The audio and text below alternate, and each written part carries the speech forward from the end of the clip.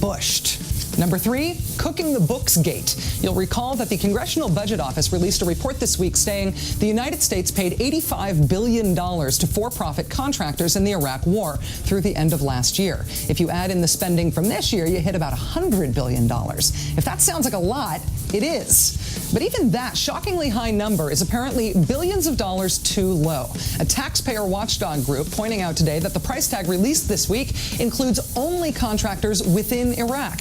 It doesn't include contractors within the United States. For example, $22 billion for 15,000 privately produced armored vehicles, and $13 billion per year to privately rehabilitate worn-out equipment. Of course, our troops deserve the very best equipment, but we deserve a fair accounting.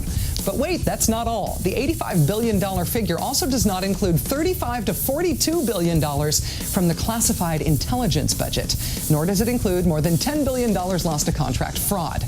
Do me a favor, Google the phrase Truman Commission. Number 2, kangaroo court gate. Turns out that even the military jurors in the Guantanamo trial of Osama bin Laden's driver were kept in the dark about those proceedings. Those jurors, a panel of 6 military officers, gave Salim Hamdan a sentence of 5.5 years. With credit for time served, Hamdan would be eligible for release in December. But even then, at the end of his sentence, the White House asserts the right to keep Hamdan in prison as an enemy combatant. One juror said, quote, "After all the effort we put in to get somebody a fair trial, and then you say no matter what we did, it didn't matter, I don't see that as a positive step."